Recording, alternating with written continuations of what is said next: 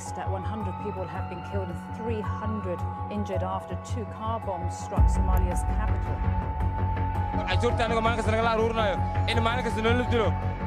magaalada mee waa kala xiran tahay biro dhagxaan ayaa lagu kala xiray xabsi badanna waa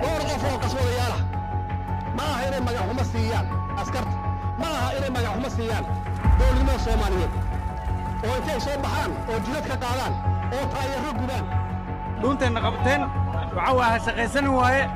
qoray inaan qaadano ama macnaheedu kuwa amaan darada ka shaqeynaa raacnay diyaar u yihiin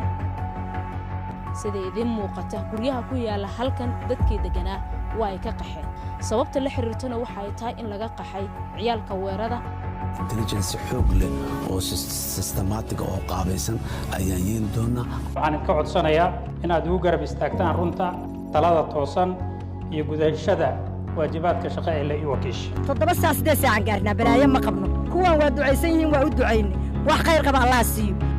waxaan si wada jir ah uga wada shaqayn doonaa isku furidda magaalada iyo fududeynta isku socodka shacabka maanta in la furo runtii xiritaankoodana marka hore ay keentay baahiyo jira ay keeneen maanta in baahiyi laga gudbay oo la soo furayo socodka magaalada la soo furayo runtii aad baan si looga hortago xayiraadaha dhaqdhaqaaqa ee laga maarmi karo insha Allah waxa way toosan ganacsigana aad u fiican walaal macaan ma garata dakhliga gudaha ay kor u kacay in ka badan 80%. Budgetkeenu wuxuu gaaray $1 billion ee hadda lagu shaqeeyaa. Mas'uuliyadu waa wax aad u culus oo Allah subhanahu wa ta'ala si cad ugu sheegay Quraankiisa Kariimka. nabigeena caloosh dhagax ku soo xiriir jiray aniga saaka laba birooti iyo marqa soo ilaahay ma been ka sheegay wax muun iman leh ilaahay been kama sheegay kitaabkana been kama sheegay